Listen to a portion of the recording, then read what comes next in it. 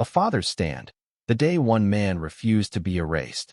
The sun hung low over the Norfolk Naval Base, casting long shadows across the parking lot where families gathered, their voices a soft hum of anticipation.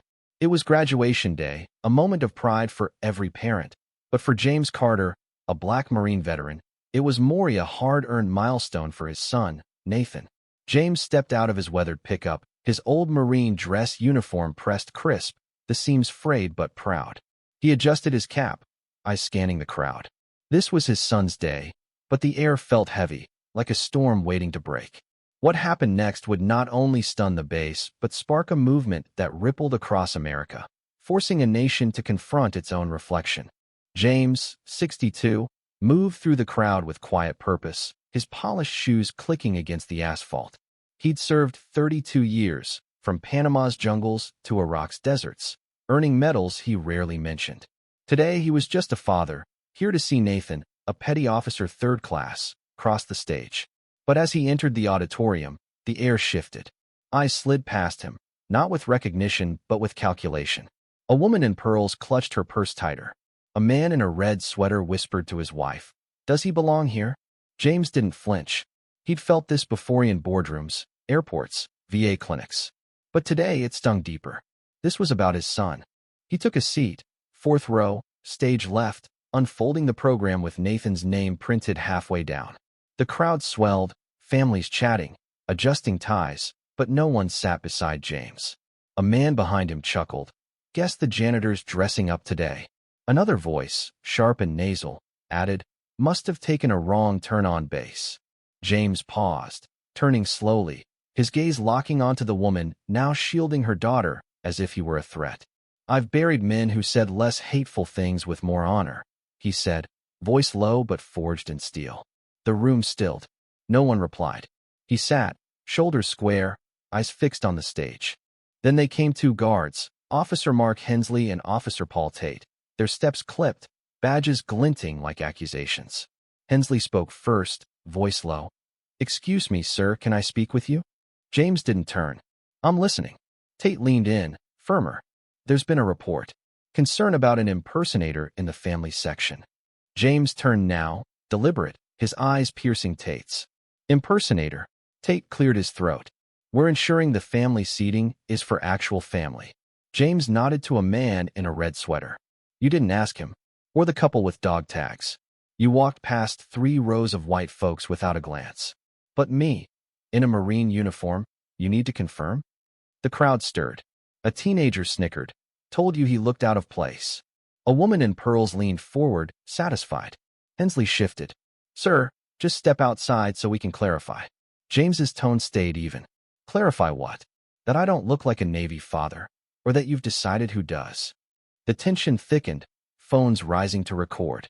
Tate's hand grazed his holster, a silent threat. James didn't move. "I've seen what happens when fear like yours reaches for a weapon. In Fallujah, on my own streets. I'm not afraid, but I'm watching." A child's cry broke the silence, a black girl, 7, sobbing 2 rows back. Her mother whispered, "Don't look, baby." James's eyes met the mother's, her shame a mirror of his own. This wasn't just about him, Anna Maria, it was about every black child learning to fear men who looked like their fathers. His voice cut through. "You think you're keeping this place safe, but you're making it dangerous for every kid who'll wonder if this uniform is worth it." From the back, a deep voice rumbled, "Step away from the sergeant." For men stood Navy SEALs, their uniforms crisp, their presence a wall. Lieutenant David Monroe led, angular and unyielding. Beside him, Petty Officer Jamal Reed adjusted his cuffs with calm defiance. Chief Robert Vega, the oldest, arms folded, radiated quiet fury. Commander Thomas Hale stood center, his silence louder than words. The room froze. Hensley's hand slipped from his holster. Tate's radio hovered, unpressed. These men weren't subordinates, they were witnesses. Monroe spoke. "Sergeant James Carter earned the right to sit wherever he chooses." The crowd shifted, heads bowing, eyes darting away. James turned, recognizing voices from Afghanistan's ridges and Basra's streets. His shoulders eased, not from relief, but from recognition. Then, from the stage's edge, a young man in dress whites stepped forward. Nathan Carter's voice rang out. That's my father. He belongs here more than anyone." He saluted not the flag, not the commander, but James. The gesture was crisp, personal, a son refusing to let his father be erased. The crowd hushed. Some stood, uncertain but moved. Others lowered their heads, shamed by their silence. Hensley tried to regain control. "Officer Carter, you're risking a reprimand."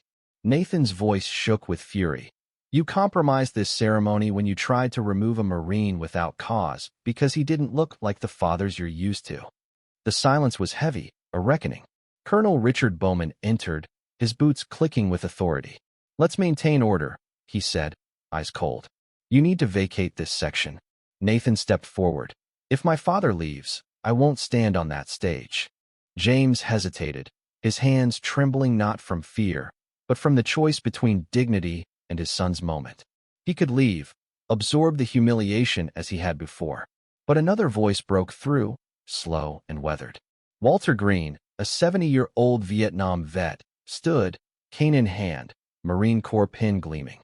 "If you don't respect him, you don't respect me or any man who bled believing it meant something back home." Walter recounted pulling James from a burning Humvee in Basra, his voice cracking. "I'll be damned if this country keeps moving past him." Then Monroe spoke again, confessing his own past prejudice. "I thought men like Carter didn't belong until he saved my life in Kandahar. I'm here because he carried me out of hell, and I'm ashamed it took me this long to thank him." The crowd exhaled, transformed. Phones captured it all, the video spreading like wildfire. Within minutes, it was on Twitter, then CNN, with comments flooding in, "This broke me. How many more Carters do we bury?" The ceremony paused, but the story didn't. James refused Bowman's hollow apology, calling it damage control. The video went viral, sparking outrage and solidarity. In Alabama, a black medic wept. In Chicago, a grandmother whispered, "That's bravery." Back in the hall, Nathan stepped to the microphone, refusing his diploma. "If my father's a threat, this honor means nothing." The crowd was silent, shamed by their complicity. A month later, Senator Margaret Cole announced Directive 2287, Uniform Ceremony Equity and Dignity Standards.